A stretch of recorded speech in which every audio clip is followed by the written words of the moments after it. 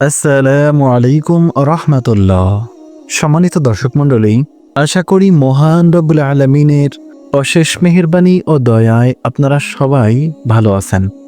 বিপুল অর্থশালী পিতার মৃত্যুর পর তার সন্তানের সাথে জানাজার নামাজ নিয়ে হট্টগোল বেঁধে গেল ইমাম সাহেব হুজুরের সাথে।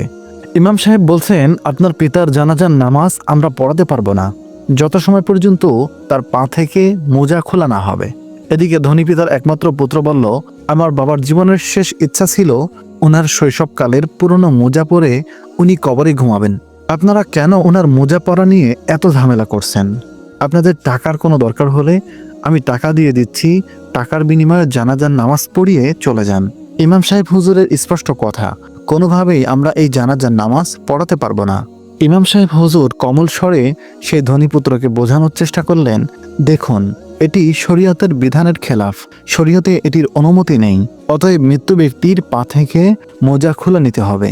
কিন্তু সেই মৃত্যু ধনী ব্যক্তির একমাত্র পুত্রের কথা হচ্ছে, আমার বাবা মৃত্যুর পূর্বে আমার কাছে একটাই শেষ ইচ্ছা পোষণ করেছিলেন এবং আমি তাকে ওয়াদা দিয়েছি। আমি বলেছি, অবশ্যই আমি আপনাকে মোজা পরিয়ে কবরে শোয়াবো। অতএব আমি তার এই ইচ্ছা অবশ্যই পূরণ করব। আপনাদের টাকার দরকার হলে বলেন, আমি টাকা দিয়ে দেই, বিনিময়ে নামাজ পড়িয়ে চলে যান।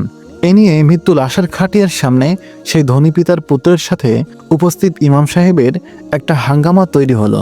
ইমাম সাহেব উচ্চস্বরে বলতে লাগলেন, আপনারা বড় লোকেরা সবকিছু টাকা দিয়ে করতে চান, টাকা দিয়ে সবকিছু অর্জন হয় না। কই টাকার বিনিময়ে আপনার পিতাকে দুনিয়াতে রাখতে পেরেছেন কি? এই কথা শুনে সেই ধনী ব্যক্তির পুত্র আরো রেগেমেগে উত্তপ্ত হয়ে পড়ল এবং সেই ইমাম সাহেবকে মারতে আসলো। উপস্থিত লোকজন তাদের দুজনকে শান্ত করার চেষ্টা করলেন। এ নিয়ে শহরের বড় বড় আলেমদের কাছে জিজ্ঞাসা করা হলো এবং সেই ধনী ব্যক্তির পুত্র চেষ্টা করলো টাকা পয়সার বিনিময়ে কোনোভাবে তার বাবার শেষ ইচ্ছা সহ যেন জানাজার নামাজটা পড়ানো যায়। কিন্তু শহরের কোনো আলেমই তার কথায় রাজি হয়নি। সকলেই তাকে একটা কথা বলল, এটি শরীয়তের খেলাফ, মৃত্যু ব্যক্তির সঙ্গে কাফন ব্যতীত আর কোনো কিছুই যেতে পারবে না। প্রিয় দর্শক, এই ঘটনার শেষটা আপনাকে আশ্চর্য করে ফেলবে। তো যখন সেই ধনী ব্যক্তির পুত্র তার বাবাকে মোজা পরানো অবস্থায় কোনো হুজুরকে জানাজার নামাজের জন্য রাজি করাতে পারল না, কোনো ইমাম সাহেবই রাজি হলো না, তখন হঠাৎ করেই তার ম্যানেজার সাহেব ভিড় ঠেলে সামনে আসলেন। সেই ধনী ব্যক্তির ম্যানেজার মানুষের ভিড় ঠেলে সামনে এসে বলতে লাগলেন, স্যার, আপনার বাবা মৃত্যুর পূর্বে আমাকে একটা চিঠি দিয়ে গিয়েছিল। ম্যানেজার সেই ধনী ব্যক্তির চিঠি তার ছেলের হাতে দিল। যেই চিঠি সম্পর্কে সেই ধনী ব্যক্তি বলেছিল, এই চিঠি আমার ছেলের হাতে সে সময় দেবে যখন আমার লাশ জানাজার জন্য রাখা হবে। ম্যানেজার সেই ধনী ব্যক্তি চিঠিটি তার ছেলের হাতে দিয়ে বলল, আপনার বাবা আমাকে চিঠি দিয়ে বলেছিলেন আমি যেন এই চিঠি আপনাকে সেই সময় দেই যখন আপনার বাবার লাশ জানাজার জন্য কবরস্থানে রাখা হবে। ঘটনার দৃশ্যপটের পরিবর্তন দেখে উপস্থিত সবাই আশ্চর্য হয়ে গেল, কেননা সেই ধনী ব্যক্তির একমাত্র পুত্র শুরু থেকে বলে এসেছে মৃত্যুর পূর্বে তার বাবার শেষ ওসিয়ত ছিল শৈশবের পুরনো মোজা পরে তিনি কবরে ঘুমাতে চান। এখন আবার তিনি আরও একটি চিঠিও দিয়েছেন। এর উদ্দেশ্য কি হতে পারে? মানুষজন কিছুটা বিরক্ত ছিল, কেননা সেই ধনী পিতার পুত্রটি অত্যন্ত অহংকারী এবং জেদি স্বভাবের মানুষ ছিল। সে যাত্রার সাথে খারাপ ব্যবহার করত এবং বাবার টাকা আর বড়াই করত। অহংকারে মাটিতে পা পড়ত না। কিন্তু তার ধনী পিতা ছিলেন অত্যন্ত নরম এবং কোমল স্বভাবের। যাই হোক, ছেলেটি চিঠিটি হাতে নিয়ে খুলে দেখল, সে চিঠিতে লেখা আছে, আমার প্রিয় পুত্র, আমি এই শহরের সবচেয়ে ধনী এবং প্রভাবশালী মানুষ ছিলাম, কিন্তু তুমি দেখো, আজ আমি আমার সঙ্গে আমার ব্যবহৃত একটি পুরাতন মোজাও নিয়ে যেতে পারছি না। আমার প্রিয় পুত্র, আমি এই শহরের সবচেয়ে ধনী এবং প্রভাবশালী মানুষ ছিলাম, কিন্তু দেখো, আজ আমি আমার সঙ্গে আমার ব্যবহৃত একটি পুরাতন মোজাও নিয়ে যেতে পারছি না। আমার এত ধন সম্পদ থাকা সত্ত্বেও আমি আজ আমার সাথে ছেঁড়া পুরনো মোজা নিয়ে যেতে পারছি না।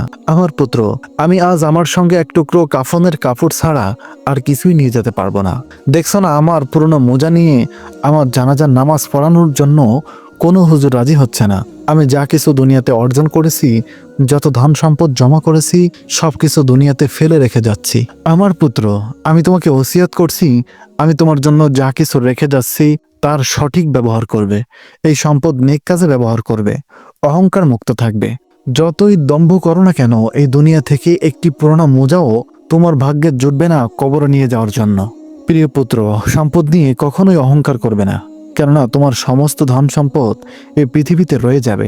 ধনী ব্যক্তির পুত্র বাবার চিঠি পড়ে অঝরে কাঁদতে লাগলো। সে তার বাবার লাশ থেকে মোজা খুলে ফেলল। অতঃপর ধনী ব্যক্তির জানাজার নামাজ পড়ানো হলো। এরপর সেই ধনী ব্যক্তির ছেলে তার সমস্ত সম্পদ গরিব মিসকিন এবং ইয়াতিমদের মধ্যে দান করে দিলেন।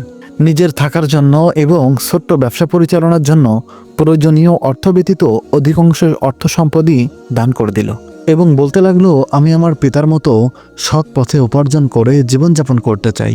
আমার পিতা আমাকে জীবিত অবস্থায় শেখাতে পারেনি, কিন্তু মৃত্যুর মাধ্যমে এমন শিক্ষা দিয়েছে যা আমার জীবনকে পাল্টে দিয়েছে। প্রিয় দর্শক, এটা সত্য যে মানুষ যখন মারা যায় তখন এক টুকরো কাফনের কাপড় ছাড়া চাইলে শখের তুচ্ছ কোনো জিনিসও নিয়ে যেতে পারে না। হ্যাঁ, এই কাফনের কাপড় ব্যতীত আমাদের সাথে যে জিনিসটা যেতে পারে তা হচ্ছে আমাদের আমল। সুতরাং সিদ্ধান্ত এখন আপনার হাতে।